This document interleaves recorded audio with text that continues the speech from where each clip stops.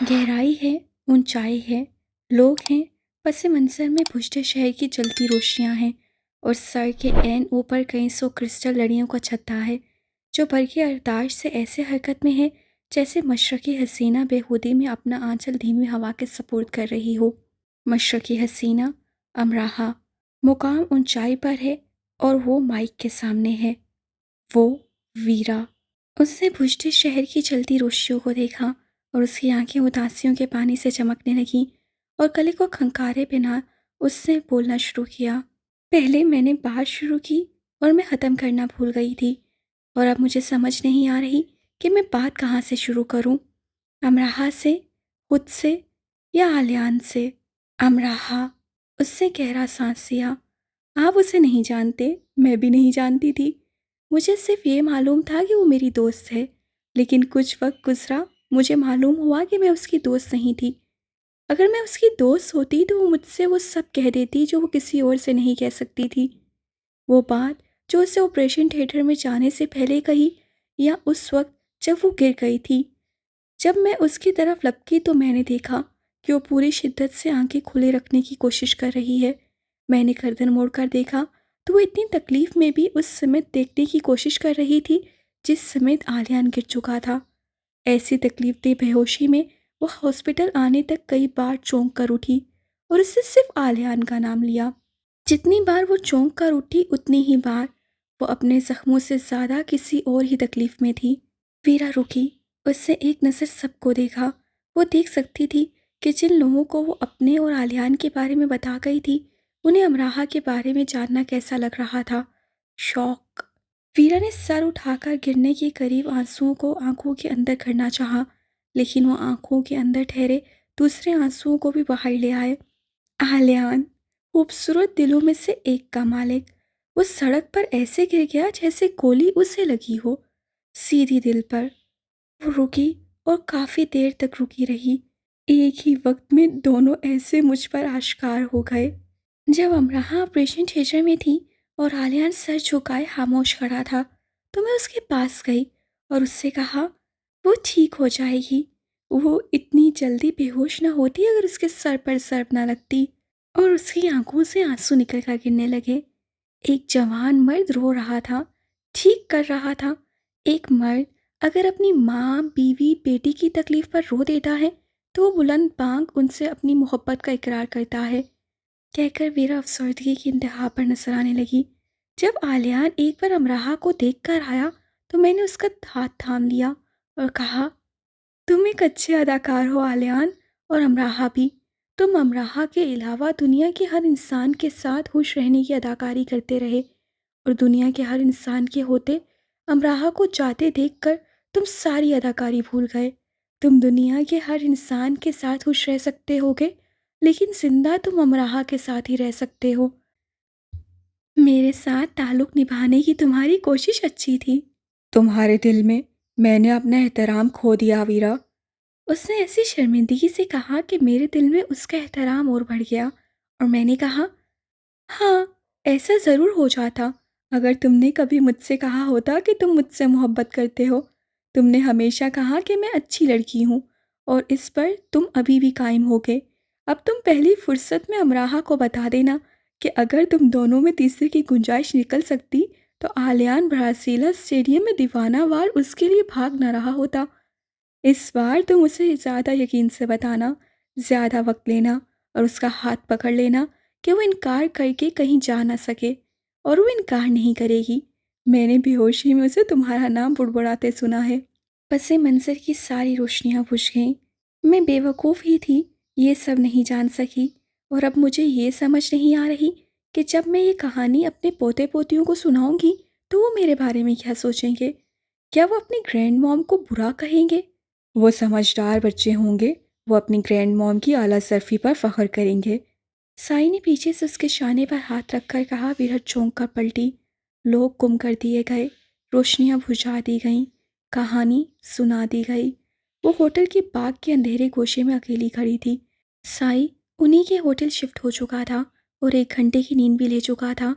फिर जैसे वो बहुत बेचैन सा होकर उठा, उसे याद आया जब वो सोया था तो बहुत खुश था क्योंकि अलमिया दास्तान तरीबा हो चुकी थी। तो फिर वो ऐसे हड़बड़ा कर क्यों उठा? वो बेड पर बैठ गया। इतने साल हो गए थे उसे साई बने। अब लोग उसके पास नहीं आया करते थे तो वो कंपास बना उनकी स्मित मुड़ जाता और कहता था, सुनो, शायद तुम्हें मेरी ज़रूरत है। वो उठा और दूसरी मंजिल पर आया। दरवाजे पर दस्तक दी, कोई जवाब नहीं मिला। फिर ये सोचकर कि वो हॉस्पिटल अमराहा के पास चली गई हो, उसे फ़ोन किया, लेकिन उसका फ़ोन बंद था। काउंटर पर आकर पूछा तो उन्होंने एक बार की तरफ इशारा कर दिया। वो बाहर गया, वो वहाँ भी नहीं थी। वो खुद ही उसे ढूंढता रहा और फिर उसे अंधेरे कोशे में खड़े बातें करते देखा। वो खुद में इतनी मगन थी कि वो ऐन उसके पीछे खड़ा होकर सब सुनने लगा और उसे खबर नहीं हुई। उससे वीरा का हाथ पकड़ा और कमरे में ले आया। दोनों नीचे कारपेट पर दीवार से कमर जोड़कर साथ साथ बैठ गए। मैं जानता हूँ तुम दुखी हो, बात साई ने शुरू की। हाँ, बहुत दुखी हूँ साई, इसलिए कि मैं समझ नहीं पाई कि क्या हो रहा है। मुझे हकीकतन यही लगा कि अमराहा आलियान को दोस्त की हैसियत के अलावा पसंद नहीं करती। और आलियान, सही ऐसा ही तो होता है। एक ब्रेकअप के बाद कुछ वक्त लगा और सब ठीक। मैं अमेरिका से वापस आई तो अमराहा मुझे बदली हुई मिली। मैंने पूछा तो उससे बताया कि दादा ऐसे लड़की से उसकी शादी करना चाहते हैं जिसे वो पसंद नहीं करती। मैंने पूछा, तो क्या तुम किसी और को पसंद करती हो? तो उसने कहा, मुझे इस सब से दिलचस्पी नहीं है। ये कहते वीरा ने ताज्जुब भरा अंदाज अपना लिया। क्या मैं एक बुरी लड़की हूँ साई? दिल गिरफ्तगी अपने अरूज पर नजर आने लगी। तुमने ये क्यों सोचा? साई को जैसे दिली सदमा मिला। पता नहीं, उससे खुद कलामी के अंदाज से कहा। कुछ बातों के हो जाने में हमारा इख्तियार नहीं होता वीरा। उनके होने और ना होने पर एक अच्छा ड्राइवर अगर हादसा कर दे तो इसका मतलब ये नहीं कि वो बुरा है। इसका मतलब है कि सड़क, गाड़ी और कुछ दूसरे अवामिल ने मिलकर हादसे के असबाब पैदा कर दिए। अच्छे और बुरे वाक़यात के असबाब बनते हैं वीरा। आलियान को खुद को पागल बनाने की क्या ज़रूरत थी साई?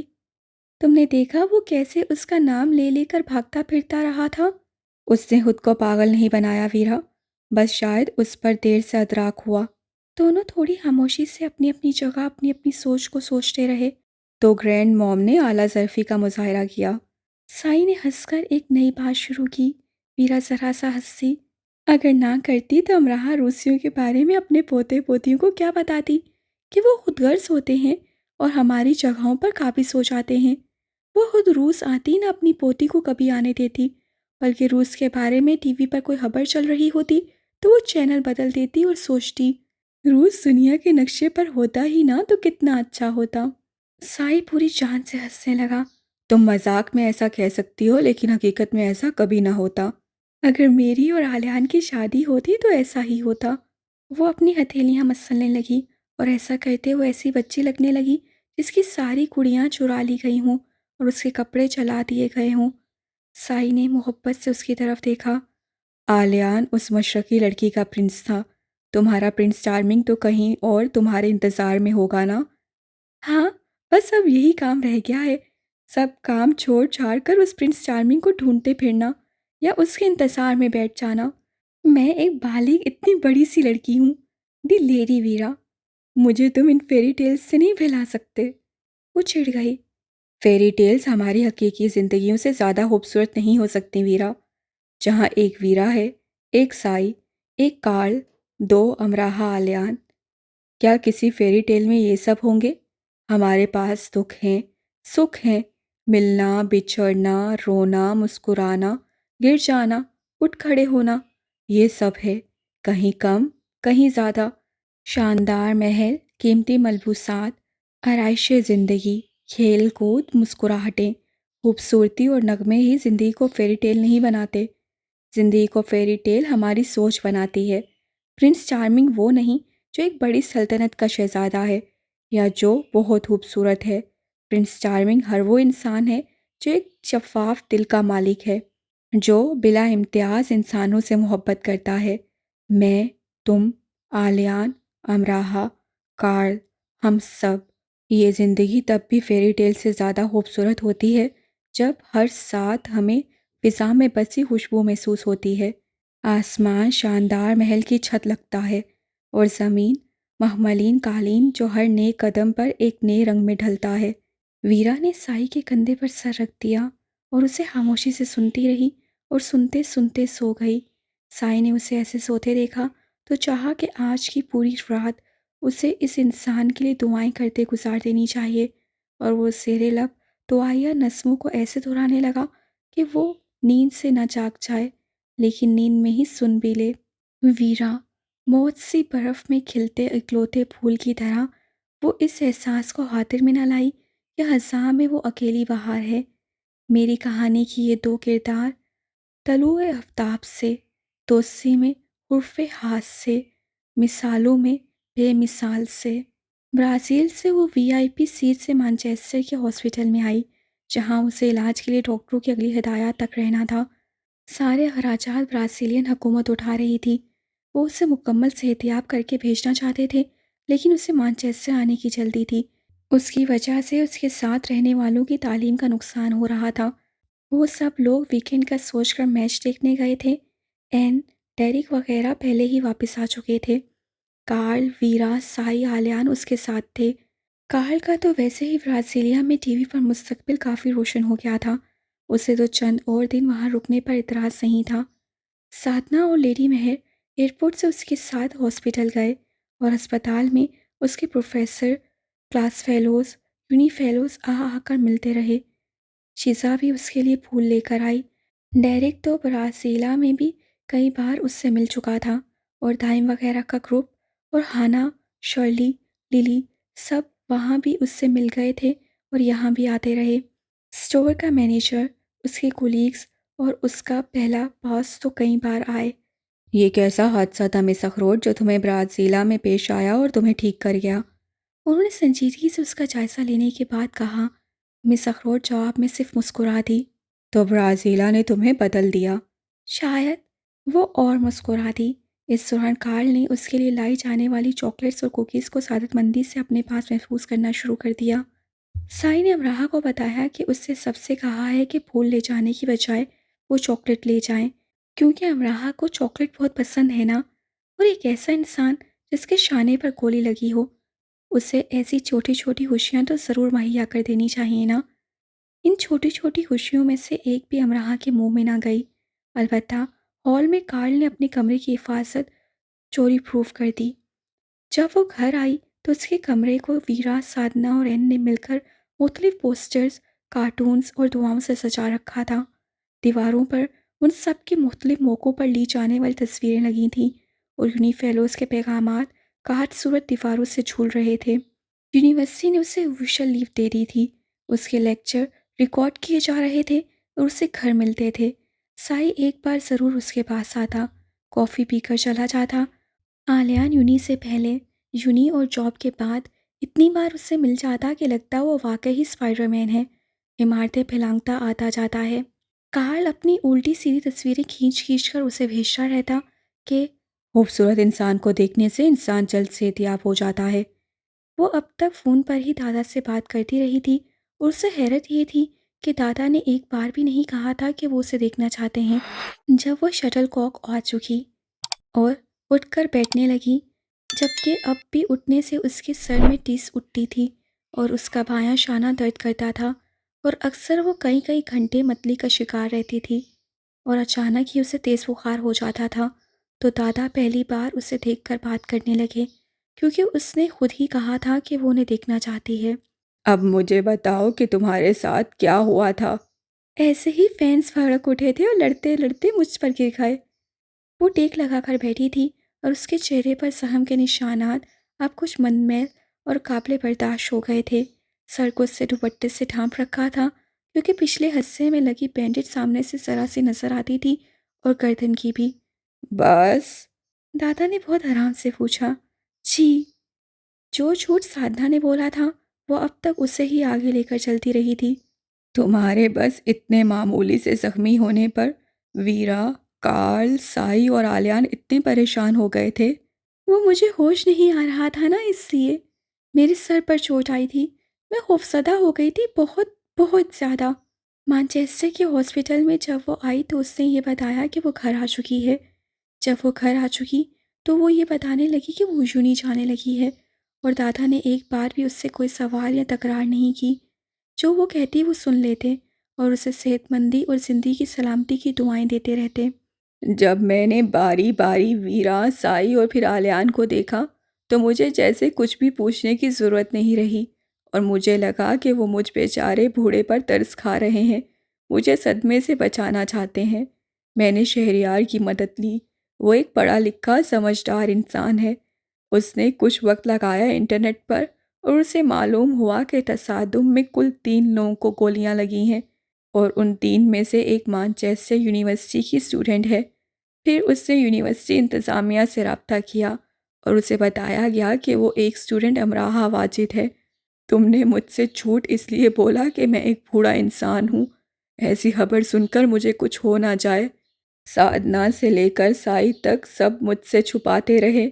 ये एक अच्छी हिकमत अमली थी मुझ बूढ़ी जान के लिए अमराहा। लेकिन मैं अंजाइना के दर्द का शिकार उन्हीं दिन हुआ। जानती हो किस लिए? सिर्फ इसलिए कि तुमने खुद को खुद मर जाने दिया। तुमने अपनी जान की परवाह नहीं की। तुमने खुद को अहम नहीं जाना। तुम्हें बहाना मिल गया मरने का। तुमने चाहा कि तुम मर जाओ। तुमने खुद को महफूज करने की कोशिश नहीं की। तुमने अपनी कमज़ोरी ज़ाहिर की, हिम्मत और ताकत नहीं। ये गलत है। ये गलत तब होता अगर तुम ठीक रहती। तुम मौत की बातें करती थी। मैंने अपना पासपोर्ट इमरजेंसी वीज़े के लिए भेजा लेकिन मुझे वीज़ा नहीं मिला। मैं वहाँ आता और तुमसे पूछता अमराहा कि क्या ज़िंदगी ऐसी बेकार शय है कि उसे मौत के हवाले कर दिया जाए। नहीं, वो एक हादसा था दादा और बस। तुम सारी दुनिया से झूठ बोल सकती हो, मुझसे नहीं। वो खामोश हो गई। तुम मरना चाहती थी? हाँ, उससे इतराफ़ कर लिया। मैंने खुद को मारना नहीं चाहा था, लेकिन वो सब जब वहाँ हुआ तो मैंने दुआ की थी कि काश मैं मर जाऊँ, क्योंकि मैं खुदकुशी नहीं कर सकती थी और तिब्बी मौत तक खुद को घसीट नहीं सकती थी। मैं बज़ाहिर भागती रही खुद को बचाने के लिए, लेकिन अंदर ही अंदर मैं ये ख्वाहिश करती गई कि मैं ज़िंदा ना रहूं। मुझे सज़ा देने के लिए, ये बताने के लिए कि अगर हम जिंदा लोगों की कदर नहीं करते तो वो मरकर अपनी कदर बढ़वा लेते हैं। वो खामोश रही क्योंकि यही सच था। वो आलियान और दादा दोनों को मरकर दिखाना चाहती थी और इसलिए भी कि उसे जिंदा रहने में दिलचस्पी नहीं रही थी। पाकिस्तान आ जाओ। ऐसा नहीं होगा। वो रो देने को हो गई। फिर चली जाना। मैं तुम्हारी देखभाल करना चाहता हूँ, तुमसे मिलना चाहता हूँ। वो दादा की तरफ देखने लगी। आप मुझे वापस नहीं आने देंगे? एक नमाजी से वादा ले लो। दादा ने बहुत पुरयकीन अंदाज से कहा। ठीक है, फिर मुझे वादा दे दें। उसने बहुत देर तक सोचने के बाद कहा। उसके पास 10 छुट्टियाँ थीं। वो उन छुट्टियों में जाकर वापस आ सकती थी। उससे अपनी टिकट बुक करवा दी और वीरा को साथ चलने के लिए कहा। तुम छुट्टी पर हो, मैं नहीं। चंद दिनों की बात है, तुम्हें यूनी से नहीं निकाल दिया जाएगा। वीरा और ज़्यादा हंसने लगी लेकिन शरारत से। मैं तुम्हारा यहाँ इंतज़ार करूँगी, बल्कि हम सब करेंगे। मैं एक खुदगर्ज लड़की हूँ ना वीरा। कल्याण के साथ वो आगे ऐसे बढ़ी जैसे उस पर सिर्फ उसी का हक था और खुदगर्जी से भी उससे वीरा के बारे में नहीं सोचा। और अब वो इतने दिनों से वीरा से बात करना चाह रही थी लेकिन हिम्मत नहीं हो रही थी। तुम्हारे कमरे में रखा वो एल्बम मैंने देख लिया है, जिसमें मेरी तस्वीर पर तुमने लिखा है, दोस्ती की तारीफ के लिए वीरा का नाम ही काफ़ी है। अगर तुम खुदगर्ज होती तो अपने एल्बम में जगह जगह मुझे महफूज ना करती। मैं तुमसे हसद करती रही और तुम्हें अपना दुश्मन भी समझती रही, लेकिन ये सब बहुत पुरानी बातें हैं। फिर मैंने आलियान के लिए तुमसे बेहतर किसी को नहीं पाया। वीरा हंसी। आलियान के लिए तुम सारी दुनिया को अपना दुश्मन बना लेती। ये सिर्फ तुम ही कर सकती हो और मैं इन जज्बात की कदर करने पर मजबूर हूँ। तुम दुख और तकलीफ से गुजरी? बहुत मुश्किल से अमराहा ये पूछ पाई। हाँ, मैं गुजरी अमराहा, लेकिन इससे बहुत कम जिससे तुम गुजरी। मैं तुम दोनों से मोहब्बत करने पर मजबूर हूँ। तुम सिर्फ आलियान की ही नहीं हो और आलियान सिर्फ तुम्हारा ही नहीं है, और ये हसद और रश्क से कहीं आगे ये जज्बात है। अपने गाल से उसके गाल रगड़कर वीरा चली गई। ये सुबह का वक्त है और वो यूनी जाने से पहले उससे मिलकर जाती है। ठीक है, वो आलियान के साथ आगे निकल आई है, लेकिन अब अगर वो गर्दन मोड़कर पीछे देखती है तो जानती है कि पीछे कितनी तोड़ फोड़ करती आई है, और इस तोड़ फोड़ में सबसे ज़्यादा नुकसान में वीरा रही है। इंसान अपने अमल में कितना ही खरा क्यों ना हो, कहीं ना कहीं वो इतना बस ज़रूर हो जाता है कि खुद से भी नजरें नहीं मिला पाता। वीरा की सूरत ये पुस्ती उसे याद रखनी होगी। अगले दिन जब उसकी फ़्लाइट थी पाकिस्तान की, तो रात को सोते गैर मामूली आवाज़ों की अरदाश से उसकी आंख खुल गई। दिन भर उसकी आलियान से बात नहीं हो सकी थी, और वो बड़ी दिल गिरफ्तगी से सोई थी कि वो उसे भूल गया। आखिर भूल गया। वो चंद दिनों से काफ़ी मसरूफ़ नज़र आ रहा था। उससे खड़े खड़े मिल जाता और मामा महर के साथ बातों में मसरूफ़ रहता। उसके सामान को उसने मायने खेजी से देखा और कोई तबसरा नहीं किया, और उसे ये सब बुरा लगा। वो जा रही है और उसे कोई फ़र्क ही नहीं पड़ रहा। यानी मोहब्बत फिर से कम होने लगी। दोनों के दरमियान मुतवक्का ज़रूरी बातें एक तरफ ही रह गईं, और क्यों रह गईं वो सोचती ही रह गई। तो रात के पहले पहर उसकी आंख खुली और उसे समझ नहीं आई कितनी ठंड में साधना ने उसके कमरे की खिड़की आखिर किस लिए खोल दी, कि वो जो ब्राज़ीलिया में गोली से नहीं मरी वो ठंड से मर जाए। जब वो सोई थी तो खिड़की बंद थी, अब खुली थी, और ठंडी हवा फुर्सत से अंदर आ रही थी और साथ अपने संग कुछ और पिला रही थी। ये नन्ही मुन्नी छोटी बड़ी घंटियों की हवा की दोष पर बजने की आवाज़ें थी। वो सिरेलब हंसी।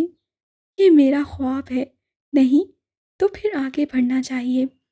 वो खिड़की तक आई। धुंध में लिपटे दरख्त पर शटल कॉक की बैरूनी दीवार पर लगी रोशनी ऐसे पड़ रही थी कि वो आधा अंधेरे में था और आधा नीम रोशनी में। और जो नीम रोशनी में था वो रंग बिरंगी अश्काल में झूलते काड़ों से सजा था, और वो उस दोस्त शीशा की तरह मुस्कुराई जिसे उसका गुमशुदा जूता मिल चुका था। हाल मासी के दरख्त की शाखों पर फातिहा होने पर मुतबस्सिम है। तो शहजादी ने जान लिया कि उसे क्या करना है, और अधूरी कहानी मुकम्मल कर ली गई।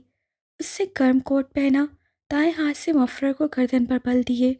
उसे बाएं हाथ से काम करने में मुश्किल होती थी, लेकिन अब ये मुश्किल रफ़ा हो गई थी। दरअसल सारे ही दर्द ब्राज़ीलिया के हॉस्पिटल में ही रफ़ा हो गए थे। उसने हर रात दरख्त पर झूलते पैगामात को पढ़ने के ख्वाब देखे थे। वो दुआ किया करती थी कि हकीकत में ना सही, ख्वाब में ही उसका ये ख्वाब पूरा हो जाए। ख्वाब पूरा नहीं हुआ, ख्वाब निकल कर हकीकत में बदल गया। वो बैरूनी दरवाजे से बाहर आई और घूमकर अपने कमरे के सामने लगे दरख्त की तरफ आई, और ज़रा दूर खड़ी होकर दरख्त को देखती रही, देखती ही रही। ये मेरा ख्वाब ही है, हाँ बस ज़रूर मेरा ख्वाब ही है। वो बुड़बुड़ाई। पैगामात मुख्तलिफ दिलकश रंगों के रिबनों से बंधे झूल रहे थे। आसपास की दूसरी शाखों पर मुख्तलिफ आराशी फीते अपनी अहमियत और अपनी खूबसूरती से बढ़ा रहे थे, और ज़मीन पर मौजूद दरख्त अलौकी खित्ते का शाह बना ताजपोशी के लिए कायम खड़ा था। बहुत देर तक खड़े रहने के बाद वो दरख्त के पास आई और हाथ बढ़ाकर कई शाहों को एक साथ लहरा डाला, और घंटियों ने रांझे की बुनी सारी धुनें अपने अंदर समोकर उन पर से अपना इख्तियार उठा डाला। माजी मिट चुका है। वक्त ने पुराने सिक्कों से आरास्ता अपना थाल उलट डाला और सिर्फ एक दाद सिक्के से खुद को सजा डाला। आलियान। सिक्के पर कुन नाम उससे अमराहा की तरफ उछाल दिया, जो पेशानी से ऊपर सज गया। अमराहा। उसी सिक्के पर कुन दूसरा नाम उससे आलियान की तरफ उछाल दिया, जो पेशानी के नीचे उसकी आंखों में धमक उठा। वो अंधेरे हिस्से की तरफ खड़ा था। अमराहा उसकी मौजूदगी से अनजान थी। उसका ख्याल था उसे अमराहा को दरख्त तक लाने के लिए बहुत तरद्दुद करना पड़ेगा, लेकिन ऐसा ना हुआ। तरद्दुद अब सिर्फ गुजर चुके वक्त का हिस्सा ही बने रहना चाहता था। घंटियां फानूसी रागों पर आजादारी रखती सरमस्ती में झूमने लगीं। जो ख्वाब हकीकत हो जाते हैं वो ख्वाब हर साथ आया करते हैं। वो दम बहुत खड़ा सोचने लगा। वो जो 2 घंटे उस दरख्त के साथ मसरूफ़ रहा था, उसे भी यकीन होने लगा कि इस बार फिर से ये ख्वाब ही है। अंधेरे से रोशनी की तरफ उससे कदम बढ़ाए। अब घंटियां महरोज के हुक्म की बेजा आवरी करती महरम के कानों में सरगोशियाँ आया करने को लपकी, और पस मंज़र में बख्ते अल्लाह रखा रहमान की राज़ो न्याज करती धुनें प्रेम प्रीत के सरगम पर दिल धनते महो हिसार हो गई। रात के सरों ने कतारें बांधनी और रोशनी की लकीरें फुलझड़ियाँ बन गईं। हल्की हवा उन दोनों के बाल उड़ा रही थी और वो दोनों अपनी अपनी जगह पर अपनी अपनी मंजिल तय कर रहे थे। अमराहा का ख्याल था इस मैसेज लड़ी को कार्ल, साई और उससे मिलकर सजाया और चले गए। उससे हाथ बढ़ाया और हवा के संग झूलते एक पैगाम को पकड़कर पढ़ने लगी। मैंने तुम्हें बहुत याद किया। दिल फरेब खुशी के एहसास अमराहा के दिल पर नाजिल होने लगे। वो दूसरा पैगाम पढ़ने लगी। तुम एक जादूगर हो अमराहा। अमराहा यूं मुस्कुरा दी जैसे उसकी बात चुरा ली गई हो। जब तुमने रोना शुरू किया तो मेरा दिल चाहा मैं भी तुम्हारे साथ मिलकर रो दूं, क्योंकि दो एक जैसे लोगों को एक ही जगह बैठकर रोने का उससे अच्छा मौका और कब मिलता। Student party prank. अमराहा ने कहका लगाया और जरा सा डर गई, क्योंकि दरख्त के अंधेरे हिस्से में छुपा खड़ा आलियान निकलकर सामने आ गया। ओह, तुम यहाँ हो? और मुझे कहाँ होना चाहिए था? उससे हाथ बुलंद किया और उसके सर पर झूलते पैगामात से बंदी घंटियां लहरा डालीं, और मोतबर आसमान और सरखेज़ ज़मीन ने बड़ी मुहब्बत से अपनी समातों के पट इन मुतरन्नम आवाज़ों पर वाह किए, जहाँ गायब रहने के लिए तुम मौजूद रहते हो। उसे याद आया वो उससे नाराज़ थी। वो मोहब्बत के निखरे एहसास से उसे देखता रहा। तो वो नाराज़ होना सिर्फ अपना हक समझती है। मैंने उन पैगामात को जला डाला था। मेरी याददाश्त अच्छी है। मैंने उन्हें चंद रातों और चंद दिन लगाकर फिर से लिखा। वो अपने गायब रहने की वजह बता रहा था, लेकिन नामुकम्मल। वो अमराहा से छुपा रहा था कि वो दरअसल बाज़िद शौक किन मसरूफियात में गलता रहा था। तुम्हारे बालों की नोकें तुम्हारी आंखों को परेशान कर रही हैं। क्या मैं तुम्हारी आंखों को इस परेशानी से बचा लूं? उससे मुहज़्ज़ब अंदाज से पूछा और जवाब का इंतज़ार भी नहीं किया और उसकी आंखों को परेशानी से बचा लिया। अपनी पेशानी पर उसकी उंगली का लम्स महसूस करते वो ज़रा सा पीछे हुई और सर उठाकर पैगाम पढ़ने लगी। उससे एक चालाकी की थी। दूसरी ज़बानों में काफ़ी पैगामात लिखे थे ताकि अमराहा उससे उनका मतलब पूछे। 2 दिन तक हॉल में वो मुख्तलिफ हॉलमेट से कमरों की तरफ भागता रहा था और वो ज़ेरे लब हंसकर उसे लिख लिख कर देते रहे थे, जबकि कार्ल और साई उसके कंधों पर चढ़े लिखने वालों को आंख मारते रहे थे। तो अगर चंद पैगामात को अमराहा गूगल करती तो उसे मालूम होता कि जिसका मतलब आलियान। मुझे इजाज़त दो, मैं आह आह की तकरार पर लहराती तुम्हारी नाक को पकड़ लूं, बता रहा था। तो उसका असल मतलब कार्ल की आंख और हाथ के इशारों पर कुछ ही निकलता। क्या तुमने ठीक से नाक पूंछना सीख लिया? नहीं, यानी अभी भी तुम आइसक्रीम चॉकलेट के साथ बहती नाक। आह, उफ, गंदी। और चीनी जुमला जिसका मतलब आलियान। तुम एक अच्छी लड़की हो, बल्कि तुम में कई अच्छी लड़कियां छुपी हैं, बता रहा था। तो असल में वो तुम एक पटाहा लड़की हो, बल्कि तुम में कई बड़े बड़े पटाखे फूट पड़ने को हैं, था। और जापानी जुमले का असल तर्जुमा, खुदा के लिए अपने एशियन फ्लैग को संभालना सीख लो। आधी यूनी उससे उलझकर जख्मी हो चुकी है और जो आधी बची है वो जख्मी होने के लिए कतार में खड़ी है, था। और मिस्सी जुमले का, खुदा का शुक्र है हमारा मानचेस्टर डूबने से बच गया। और कोरियन जुमला जो आलियान ने मुझ पर शुक्र लाजिम है लिखने के लिए कहा था, तो दरअसल वो कुछ यूं लिखा गया था। हम भी मानचेस्टर की पैदावार अपनी एक अमराहा लाहौर पर उतारेंगे। उन्हें भी मालूम हो दिन में सितारे और रात में सूरज कैसे दिखते हैं, फिर क्या वो शुक्र अदा कर पाएंगे? अगला जुमला अल्तवी में लिखा था और आखिरकार वो उस पैगाम तक पहुंच ही गई थी। ये क्या लिखा है? उससे लिखने वाले से रब्ता किया। वो मुस्कुराया, उसे देखा, झुका और एक घुटने को टेक कर ज़मीन पर बैठ गया और उसका दायां हाथ पकड़ लिया। इसका मतलब है, मेरे सामने झुककर मेरा हाथ थाम लो। गुलसुर की गुजरगाहों की राही बनी वो लहरा सी गई। इतने छोटे से जुमले का इतना बड़ा मतलब। हाँ, जैसे एक अमराहा का मतलब सारा आलियान। उससे कामलियत लिए कहा। अब उसके आगे दूसरा पैगाम था जो फ्रेंच में था। उससे कनखियों से आलियान को देखा और मतलब पूछने की गलती नहीं की, लेकिन उससे मतलब बताने की जल्दी ज़रूर की। इसका मतलब है मेरा दूसरा हाथ भी थाम लो। बैठे बैठे ही उससे उसका दूसरा हाथ भी पकड़ लिया। इस बार उसकी हंसी इतनी देर तक गूंजती रही कि वो सैफुल मलूक पर उतरती परियों की आंखों की चमक बन गई। और एक पैगाम जो मैंने लिखा ही नहीं वो मैं तुम्हें सुनाता हूँ। उसका अंदाज स्पॉन्सरी हो गया और अल्फाज राह कुल अरगून की तरफ पेशकदमी करने लगे। मुझसे शादी करोगी अमराहा? सवाल फिर से दोहरा दिया गया। इस बार दोनों हाथ थाम कर और सब कुछ जानकर अमराहा का पूरा वजूद ही एक खौफ में सिमट आया और उसे याद आया कि ज़िंदगी अभी किन किन मराहिल को हथेली पर सजाए खड़ी है। जो पीछे रह गया था, फिलहाल वो अब आगे आने वाला था, लेकिन उससे पहले वाली गलती दोबारा नहीं की। उससे हाथ बुलंद किया और घंटियों को लहरा डाला और वो देर तक कबूलियत के ज़ेर असर खुशी से बजती रहीं। वो खड़ी मुस्कुरा कर उसे देख रही थी। वो बैठा उसकी मुस्कुराहट पर नसार हो रहा था। मोहब्बत पर फरमान गालिब आ गया और फराक को रुख़्सत की इजाज़त दे दी गई, क्योंकि तमसाल कर ने मोहब्बत को मन करके महरम बना दिया। अब तकरार की ज़रूरत रही, न इनकार की हाजत। वो लाहौर आ गई और ये देखकर बहुत खुश हुई कि घर ऐसे सजा था जैसे कोई अहम शख्सियत आ रही हो। उसका नया कमरा बेइंतहा खूबसूरत सजाया गया था, लेकिन वो कमरा उसने हमाद को ही दे दिया और खुद अपने और दादा के कमरे में ही रही। तान्या की मंगनी टूटने की खबर तो उसे मैनचेस्टर में ही मालूम हो चुकी थी। वापिस आकर अंदाज़ा हुआ कि ख़ानदान से ताल्लुकात भी बराए नाम ही रह गए हैं। सब घर वालों को उसके ज़ख्मी होने के बारे में दादा ने बता दिया था, गोली लगने का नहीं। दादा अकेले ही उसे एयरपोर्ट लेने आए थे और वो समझी नहीं क्यों, क्योंकि उन्हें उसे गले लगाकर बहुत रोना था। उसे समझ नहीं आ रही थी कि वो क्यों इतना रो रहे हैं। अभी तो वो ठीक हुई थी। उसे दादा की हर हरकत मशकूक लग रही थी, बल्कि उसे दादा से ही डर लग रहा था। इतना वक्त उसके दूर रहने का असर था या ज़ख्मी होने का। दादी और अम्मा उसके साथ घर का इकलौता लाडला वाला सलूक कर रही थीं।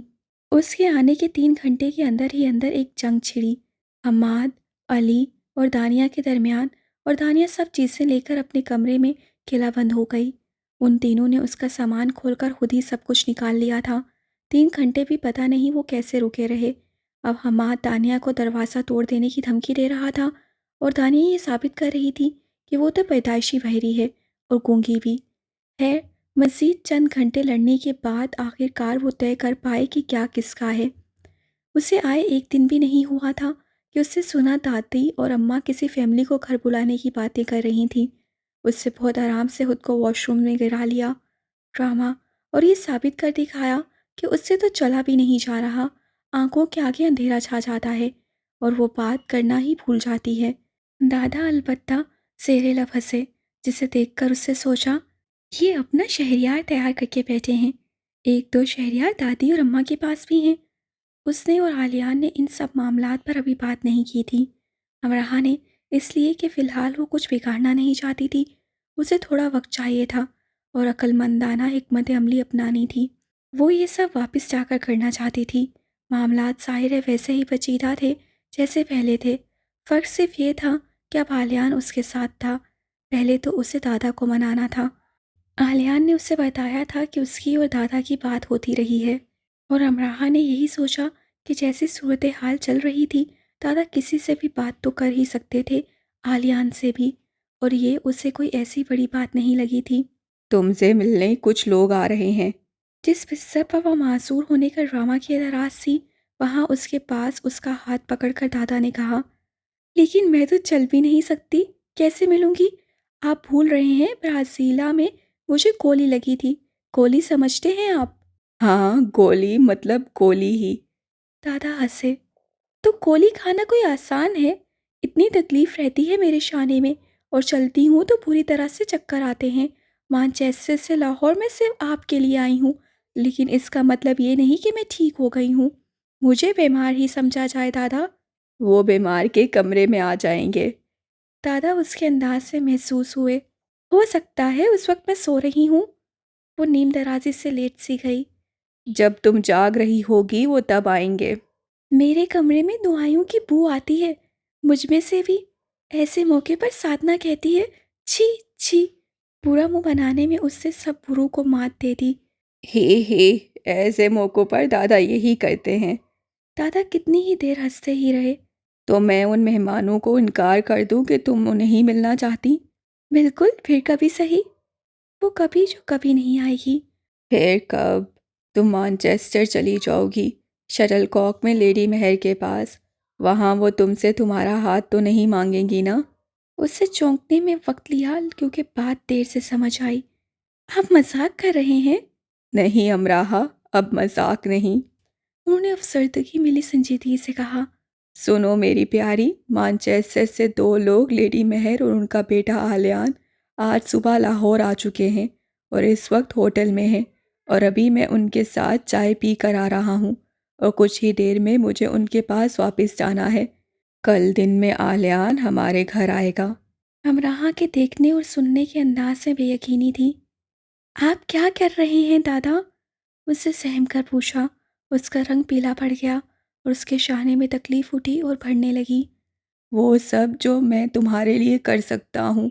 मुझे तुम्हें कुछ बातें बतानी है अमराहा। तुम जानती ही हो कि मेरी माँ इसलिए मर गई थी कि उन्हें सांप ने डस लिया था और उनका बर वक्त इलाज नहीं हो सका था। हम सब बहन भाई उनके गिर्द जमा होकर रो रहे थे और मैं देख रहा था कि कैसे मौत उनकी सफ़ेदी को स्याही में बदल रही है।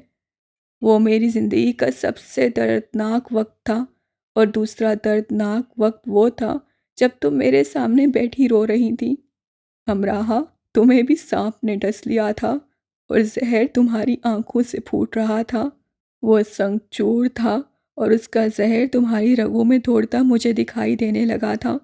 तुम्हारी सूरत की स्याही ने मेरी आंखों का नूर जब्स करना शुरू कर दिया और मैं जान गया कि बर वक्त इलाज ना हुआ तो कौन तुम्हें मरने से बचा सकेगा? कोई भी नहीं शायद। मैंने आलियान के लिए लेडी मेहर से बात करना चाही, लेकिन मुझे साधना ने बताया कि आलियान और वीरा शादी कर रहे हैं। मेरी गैरत ने गवारा ना किया कि मैं आलियान से बात करूं, लेकिन मैंने खुदा के हजूर अपनी बात रख दी। तुम्हारा तर्याक आलियान ही है। हकीकतन ये मुझे उस वक्त मालूम हुआ जब मैंने ब्राज़ीला में तुझसे बात की। पहली गुफ्तगू के बाद दूसरी गुफ्तगू 1.5 घंटे बाद उनके दरमियान हुई। दादा ने आलियान को फ़ोन किया था। तुम्हें बहुत हैरत होगी मेरी बात सुनकर, लेकिन अगर तुम ये यकीन रखो कि मैं झूठ नहीं बोल रहा, तो मैं ये कहना चाहता हूँ कि मैंने एकदम से तुम्हें अपने दिल के बहुत करीब पाया है। इतना ही करीब जितनी अमराहा है। मैं इन एहसासात की कदर करता हूँ जिनकी ज़ेर असर तुम इस हालत में नज़र आ रहे हो। मैं एक बूढ़ा इंसान हूँ, मेरी सोचें भटक भटक जाती हैं, लेकिन मेरी एक सोच तुम पर आकर ठहर गई है कि मैंने तुम जैसे इंसान के बारे में अमराहा की बातें लापरवाही और तनफ़ुर से क्यों सुनी। मैंने इस बात को मामूली क्यों जाना जब उसने कहा कि तुम एक अच्छे इंसान हो। आलियान खामोशी से सब सुनता रहा और हकीकत ये थी कि उसे इस बात की परवाह नहीं थी कि दुनिया में वो अपनी अस्मत की दाग किस किस पर बिठा चुका है। उसे सिर्फ एक ही दुख था कि जो पैगामात उसके लिए लिखे गए उससे वो नहीं लिए, और जो हाथ उससे छूट गया उससे वो मजबूती से पकड़ क्यों नहीं लिया। इस वक्त उस पर अपनी ज़ात की सराहियाँ, पुस्तियाँ और खराबियाँ आया हो गईं और उससे अपनी सारी बदसूरती देख ली। कभी कभी हम बूढ़े कुछ बातें देर से समझते हैं। दादा ने ये आखिरी बात की जो एक पछतावे का एहसास सिए हुए थी। तुमने कहा कि इंसानों के हजूम में तुम्हें एक ऐसा इंसान मिला जिसकी आंख में रहमदिली और अखलाक में नरमी है। मैं ये कैसे भूल गया कि सारी ज़िंदगी तुमने बेरहमी और बदअखलाकी ही देखी थी। तो अब इसकी असल कदरदान तुम ही तो थी। तुमने कहा अमराहा, तुम्हें हमेशा अपनी किस्मत पर शक रहा जो आलियान के मिलने से रक्श में बदल गया।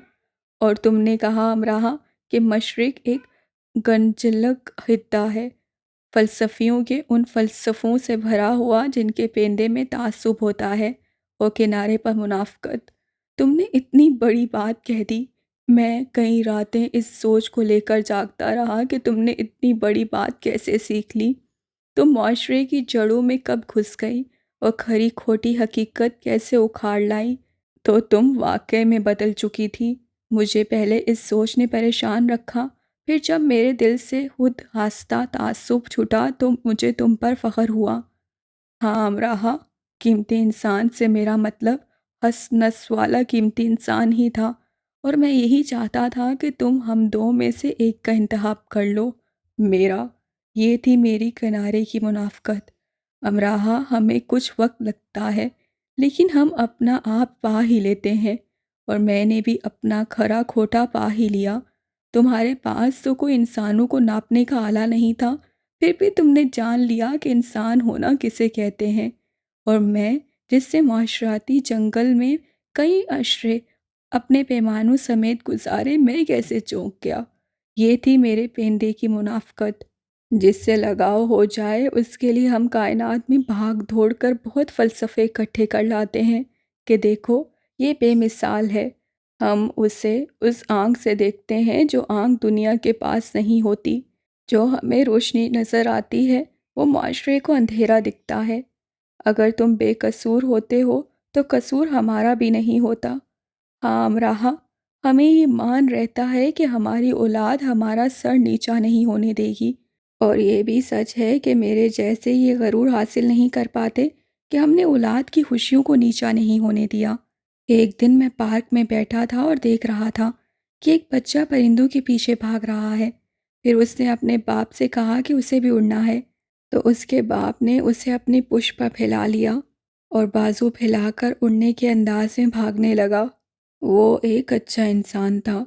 उसने मुझे एक बात बर वक्त सिखाई कि मैं तुम्हारे दो पर क्यों नहीं बन गया कि तुम उड़ सको। मैंने तुम्हें मौत की तरफ क्यों धकेल दिया। मैंने तुम्हारे पर काट कर तुम्हें रवायात में क्यों छकड़ दिया। तुम्हारा सारा जोश और खरोश ख़त्म हो गया। तुम्हारे मकासद फोत हो गए। तुम बुझ गई। तो अब मैं अपना आप तुम्हें देता हूँ। मैं तुम्हारी वो माँ और तुम्हारा वो बाप जो इंसान के दो पर होते हैं कि अगर उसे ये दो पर ना मिलें तो वो कभी ज़िंदगी के आफाक पर उड़ नहीं सकता बनता हूँ। तुमने अपनी हदें नहीं फैलांगी और मेरे लिए यही बहुत है। अब मैं तुम्हें ये नसीहत फिर करता हूँ, चीज़ों से लापरवाही बरतो और उन्हें गुम कर दो। कीमती इंसानों की परवाह करो और उन्हें गुम ना होने दो। लेडी मेहर ने खुद फ़ोन किया था मुझे तुम्हारे लिए।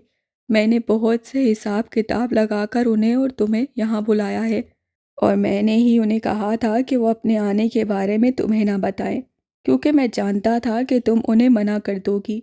तुम वाजिद से उन्हें डरा दोगी और फिर तुम खुद भी ना आती, क्योंकि तुम यहाँ की मतवक्का सूरत हाल को समझती हो। बाबा नहीं मानेंगे। अमराह डर ही गई। वो बात की बातें हैं।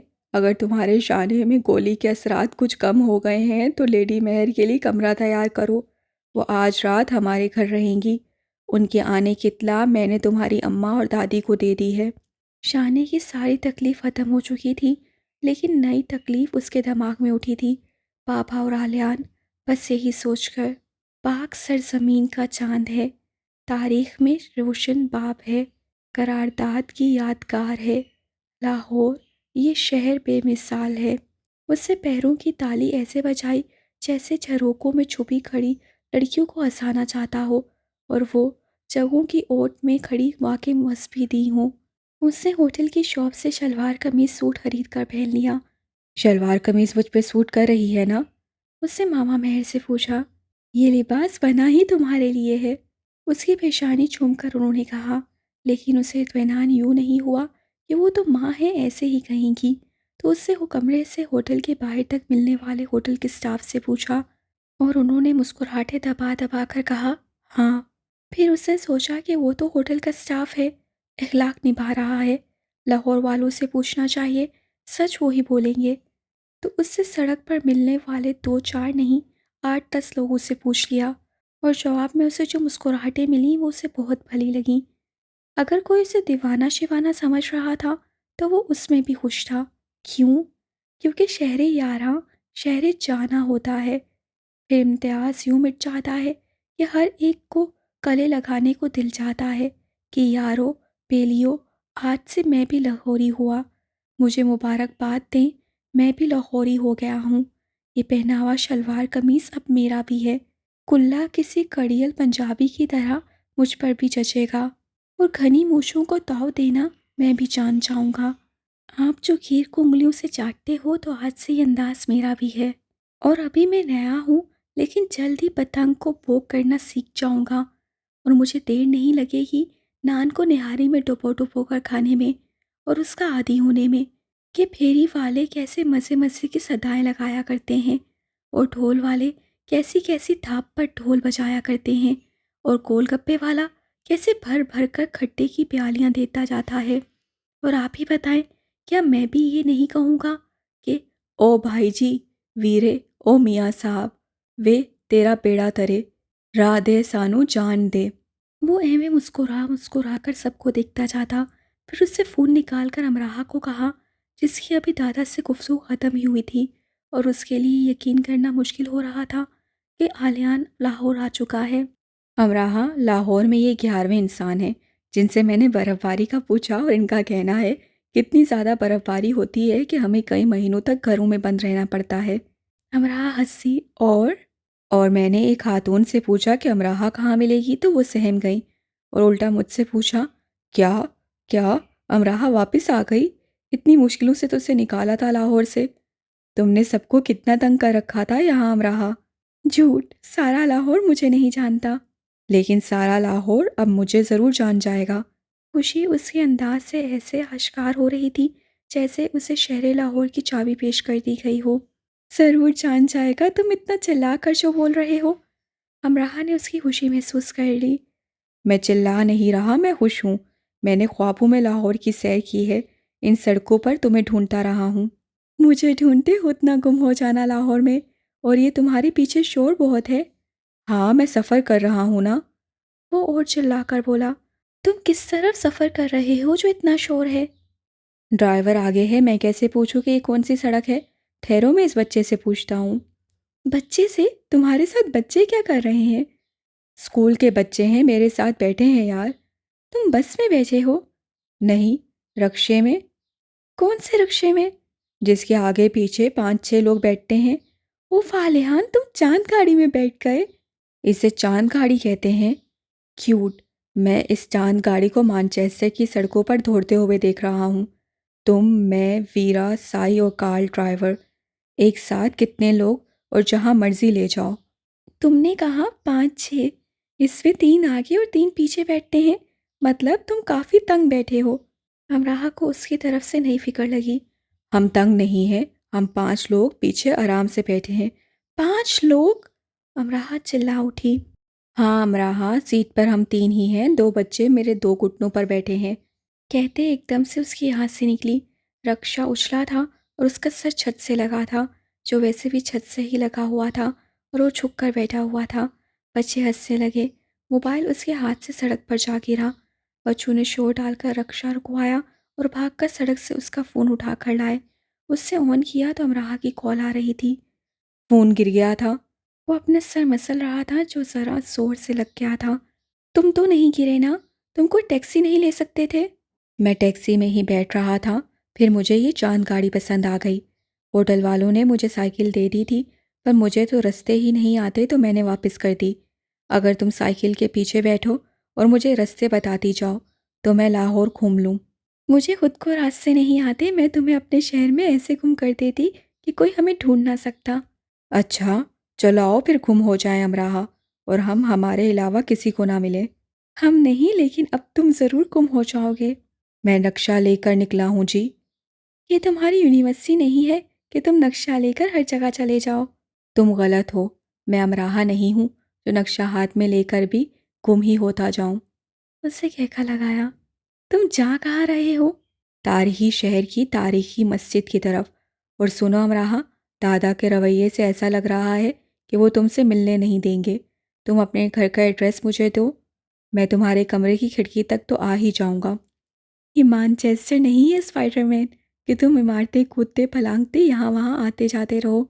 यहाँ हम इमारतों पर हारदार तारे लगवाते हैं और उनमें करंट छोड़ देते हैं। क्यों? तुम जैसे स्पाइडरमैन हूँ के लिए। क्यों, लाहौर में रोमियो नहीं होते? होते हैं, पर साथ जूलियट के अब्बा जी भी होते हैं। अब्बा जी? तुम मुझे अपने पापा से डरा रही हो। मैं डरने वाला नहीं। तुम डरो ना डरो, वो तुम्हें डरा देंगे। मीनारे पाकिस्तान की एक तरफ चांद गाड़ी रुकी तो उससे अपनी तस्वीर ली और अपडेट कर दी। मी इन मून कार। गुड। चांद पर जाकर हम पर पत्थर ना फेंकना। शावेज का फौरी कमेंट आया। आते हुए एक लेते आना। साई ने कहा। ये तुम्हारे साथ बैठे बच्चे क्या खा रहे हैं? कार्ल का भूखा कमेंट आया। ये भुने हुए चने खा रहे हैं और यकजुबान खुदा का शुक्र अदा कर रहे हैं कि लाहौर में कोई कार्ल नहीं और आलियान कार्ल जैसा भूखा नहीं। आलिया ने लिखा और उसके कमेंट को हर उस हॉलमेट ने लाइक किया जो बड़े सानेहात हाथ से पकाए खानों, मफ़िन, पिज़्ज़ा, सैंडविचेस और छोटे सानेहात कैंडी बिस्किट चॉकलेट की गुमशुदगी से गुजर चुका था। यानी लाहौर एक नेमत से मरहूम रह गया, कार्ल ने कमेंट किया।